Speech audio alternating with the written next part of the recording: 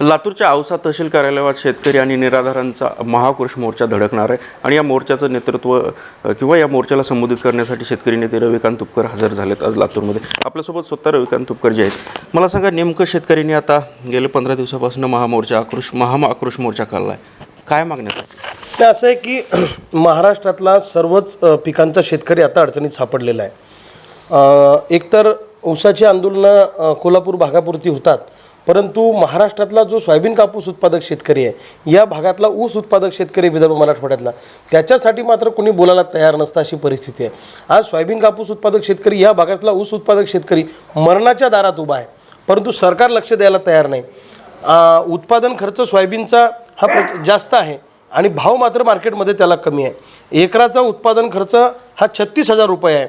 4 quintal सरासरी soybean होतं आणि 4,500चा भाव जर पकडला तर सर्वसाधारणपणे लावायचे 36,000 रुपये आणि आणायचे 18,000 रुपये अशी परिस्थिती आहे. कापसाचा एका एकराचा खर्च 40,000 रुपये. सरासरी 5 क्विंटल कापूस झाला 6,500-6,500 हजाराचा भाव आहे, तर 32,000 रुपये मिळतात आणि 40,000 रुपये लावल्या जातात अशी परिस्थिती आहे. कोरडवाल्याचा तर कापूसच घरी आला नाही. दुष्काळाची मदत अजून शेतकऱ्यांना मिळालेली नाही. येलो मोझॅकची नाही, बोंडअळीची नाही, लाल्याची नाही. निराधार लोकांचं अनुदान आजपर्यंत मिळालं नाही, ते सुद्धा वाढून मिळालं पाहिजे. अशा सगळ्या मागण्या घेऊन आज औसा तालुक्यामध्ये प्रचंड महामोर्चा त्या ठिकाणी निघणार आहे. सातत्यानं 3 महिने झाले महाराष्ट्रातला शेतकरी रस्त्यावर आहे. हे सरकार ऐकायला सुद्धा तयार नाही, झुकायला सुद्धा तयार नाही.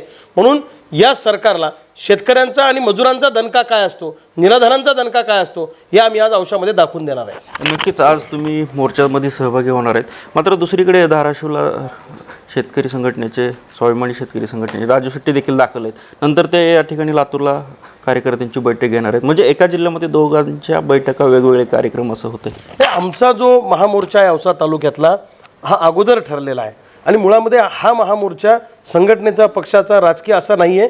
आम्ही थीम ठेवलेली आहे, पक्षाचे झेंडे बाजूला ठेवू आणि शेतकरी शेतमजूर म्हणून एकत्र येऊ. कारण काय झालं, गावागावातला शेतकरी हा पक्षात विभागला गेलेला आहे, जाती धर्मात विभागला गेलेला आहे. तर या सगळ्या शेतकऱ्यांना एका ठिकाणी आणण्यासाठी आम्ही हा नवा प्रयोग त्या ठिकाणी सुरू केलेला आहे. त्यामुळे ते धाराशिवला आले असतील, ते मराठवाड्यात आले वेळ काढून, तर त्यांचं स्वागतच आहे. शेतकऱ्यांच्या प्रश्नावर काही अडचण नाही, परंतु आम्हाला विदर्भातल्या, मराठवाड्यातल्या शेतकऱ्यांचे प्रश्न खूप महत्त्वाचे आमच्या दृष्टीनं आहेत. त्यामुळं विदर्भ मराठवाड्याकडे एक तर कुणाचं लक्ष नाही. राजाश्रय आमच्या विदर्भ मराठवाड्यातल्या खानदेशातल्या पिकांना नाही आहे. ज्या पद्धतीनं पश्चिम महाराष्ट्रात कोल्हापूर वगैरे त्या भागात शेतकरी रस्त्यावर उतरतो, विदर्भ मराठवाड्यामध्ये नेतृत्व नसल्यामुळे, प्रभावशाली कोणी त्यांना एकत्रित करत नसल्यामुळे त्या ठिकाणी विदर्भ मराठवाड्यातला शेतकरी, खानदेशातला शेतकरी पोरका झालेला आहे. म्हणून या सगळ्या शेतकऱ्यांना एकत्रित करून एक मोठी चळवळ, गावगाड्यातल्या शेतकऱ्यांच्या तरण्या बांडपोरांना एकत्रित करून एक मोठी चळवळ या महाराष्ट्रामध्ये उभं करण्याचा आमचा मानस आहे. त्यांना अधिकार आहे कुठे फिरायचा, स्वातंत्र्य आहे प्रत्येकाला. विशेष धाराशिवचा त्यांचा नियोजित कार्यक्रम होता, मात्र तुम्ही तर म्हणजे लातूरमध्ये तुम्ही मोर्चाला सहभागी होताय म्हणून त्यांनी मुद्दाम ठेवले असं वाटतंय? नाही, आमचा कार्यक्रम औशाचा नियोजित होता. सर्वसाधारणपणे 15-20 दिवसापासून आमचे औसा तालुक्यातले सगळे राजेंद्रजी मोरे असतील, राजीवजी कसबे असतील, ही सगळी मंडळी या भागातली, सत्तारजी पटेल असतील, अरुणदादा कुलकर्णी असतील आणि त्यांच्याबरोबरची सगळी टीम असेल, हे सातत्यानं पदयात्रा करत आहेत, गावागावामध्ये जात आहेत. हा कार्यक्रम महिनाभरापूर्वी नियोजित केलेला आहे. त्यामुळे त्याच्यानंतर कोणी कार्यक्रम ठेवला असेल तर मला माहीत नाही. आणि कार्यक्रम घ्यायचा तर प्रत्येकाला अधिकारच आहे, अडचण काय. आमचा कार्यक्रम नियोजित आहे, त्यामुळे हा कार्यक्रम ताकदीनं आम्ही करणार आणि महाराष्ट्रामध्ये राजकारण बाजूला ठेवून एक बिगर राजकीय संघटन या महाराष्ट्रामध्ये शेतकऱ्यांच्या आणि तरण्या बांडपोरांचं येणाऱ्या काळामध्ये आम्ही उभं करणार आहोत आणि या सरकारला आम्ही झुकवणार आहोत. एका पॉकेटपुरती चळवळ आम्हाला उभी करायची नाही आहे. आम्हाला महाराष्ट्राचा कानाकोपरा सगळ्यांना पिंजून काढायचा आहे. नक्कीच एक राजकीय प्रश्न, हातकणंगलेची जागा, ज्या जागेवरती शरद पवार गटातील जयंत पाटलांनी दावा केला होता, मात्र नंतर ते राजू शेट्टीसाठी सोडण्यात आली. परंतु बुलढाण्याच्या जागेवरती काही ग्रीन सिग्नल दिला त्यांनी? नाही, बुलढाण्याच्या जागेबद्दल कुणाशी चर्चा झालेली नाही आहे. आम्ही स्वतंत्रपणानं बुलढाण्यामध्ये लोकसभेच्या निवडणुकीची तयारी करतो आहे. आमचे गावगाड्यातले शेतकरी, तरुण पोरं सगळे स्वतंत्रपणानं निवडणुकीच्या तयारीला लागलेले आहेत. आणि आमच्या भागातल्या शेतकऱ्यांना मागच्या वर्षी आम्ही मोठ्या प्रमाणामध्ये 517 कोटी रुपये विम्याचे आणि नुकसान भरपाईची मिळवून दिले. त्याच्या मागच्या वर्षी भाव मिळून दिला. यावर्षी सरकार झुकायला तयार नाही.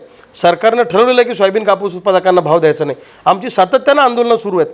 हजारो लाखो शेतकरी आमच्या आंदोलनामध्ये बुलढाण्यामध्ये सहभागी होते. गावगाड्यातल्या सगळ्या शेतकऱ्यांनी ठरवलेलं आहे की ही निवडणूक राजकारण बाजूला ठेवून, प्रस्तावित पक्ष बाजूला ठेवून आपल्याला स्वतंत्रपणानं लोक तयारीला लागलेले आहेत. लोकवर्गणीसुद्धा आम्हाला देत आहेत. त्यामुळं शेट्टी साहेबांना कुणाशी युती करायची त्यांच्या मतदारसंघापुरती तर ते नेहमीच करतात, त्याच्यामुळे काही दुमत नाही. त्याच्यामुळे त्यांच्या बाबतीत मला काही बोलायचं नाही. पण बुलढाणा लोकसभा मतदारसंघ आम्ही सगळ्या शेतकऱ्यांनी ताकदीनं लढवण्याचं ठरवलेलं आहे. नक्कीच नियोजित कार्यक्रमात जर राजू शेट्टींना आमंत्रण दिलं किंवा दिलं असेल तर त्यांनी यायला पाहिजे का, असं काय वाटतं? नाही, त्याच्याबद्दल मला काय माहीत नाही, कारण ते स्थानिकच्या लोकांनी ठरवायला पाहिजे. त्याच्याबद्दल मी नाही बोलू शकत. ज्या सगळ्या मंडळींनी हा मोर्चा आयोजित केला त्यांनी कोणाकोणाला बोलवलं ते मला माहीत नाही. आणि हा मोर्चा संघटना, पक्ष, राजकारण बाजूला ठेवून काढण्यात आलेला मोर्चा आहे. त्यामुळे अनेक लोक यात सहभागी होऊ शकतात. ज्यांना ज्यांना वाटतं शेतकऱ्याच्या प्रश्नावर एकत्रित आलं पाहिजे, या लढाईत सहभागी झालं पाहिजे, त्या सगळ्यांनी यावं. सगळ्यांचं स्वागत आहे. नक्कीच हे होते रवींद्र तुपकर, जे आज लातूरच्या औसा तहसील कार्यालयावर शेतकऱ्यांचा महाआक्रोश मोर्चा घेऊन जातात. मात्र एकंदरीत जर पाहिलं तर दोन्ही स्वाभिमानी शेतकरी संघटनेचे वरिष्ठ नेते लातूर जिल्ह्याच्या दौऱ्यावर आहेत. मग दोघांचा कार्यक्रम वेगवेगळ्या ठिकाणी आहे. त्यामुळं स्वाभिमानी शेतकरी संघटनेत चालले तरी काय, असा प्रश्न सर्वसामान्य चर्चेला जातो. संदीप भोसले, साम टीव्ही, लातूर. देश विदेशातील प्रत्येक घडामोडींचे लाईव्ह अपडेट मिळवण्यासाठी आता साम टीव्हीच्या सर्व सोशल मीडिया प्लॅटफॉर्मला लाईक, फॉलो आणि सबस्क्राईब करा. तसंच सर्व नोटिफिकेशनसाठी बेल आयकॉन प्रेस करायला विसरू नका.